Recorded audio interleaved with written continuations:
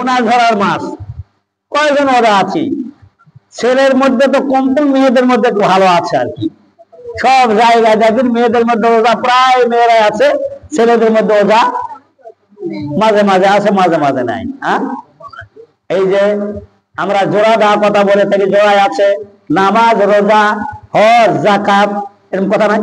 হ্যাঁ, তো নামাজের সাথে রোজা থাকতে হবে, হজের সাথে যাকাত থাকা লাগবে, থাকা লাগবে না? তাহলে নামাজের সাথে যাকাত থাকা লাগবে। ওয়াকিমুস সালাত ওয়া আতুজ যাকাত, নামাজ প্রতিষ্ঠা করো, মালের যাকাত প্রদান করো।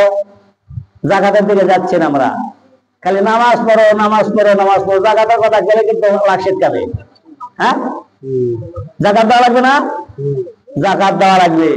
যাকাত নাই, নামাজ নাই, রোজা নাই, আমরা কেমনে মুসলমান হলাম? আজ গুনাহ ধরার মাস, লিকির মাস, গুনাহ ধরার মাস। এত লিকি আল্লাহ পাক দিতেছে, এত রহমত, এত বরকত, এত বরকত দিতেছে, কিন্তু আমরা নিতে পারতেছি না,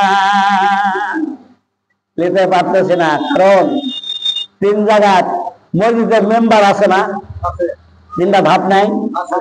তিনটা ধাপ আছে না? প্রথম ধাপে আল্লাহ রাসূল উঠলেন, উঠেই বললেন আমিন। দ্বিতীয় ধাপে উঠলে বললেন আমিন। তৃতীয় ধাপে যা বলে আমিন। তা আমিন অর্থটা সাক্ষী, আমি স্বাক্ষর দিতেছি। আমিন বলা স্বীকার করে না? হ্যাঁ, সাহাবারা প্রশ্ন বলে ইয়া রাসূলুল্লাহ, ইয়া হাবিবাল্লাহ, আপনি যে প্রথমে ধাপে দুটো আমিন বললেন, দ্বিতীয় ধাপে বললেন, তৃতীয় ধাপে বললেন, এর কারণটা কি?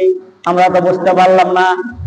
আল্লাহ রাসূল বলো, ও উম্মত মুহাম্মদ রে, জিবরাইল সালাম খবর এনেছে,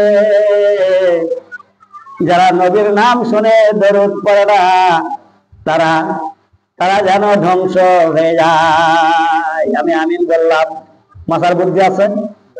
নবীর নাম শুনে দরুদ না পড়লে?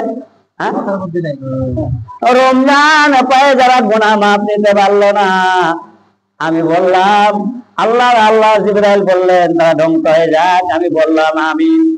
আল্লাহ রাসূল যদি সাক্ষী দেয়, ভাষার বুদ্ধি আছে?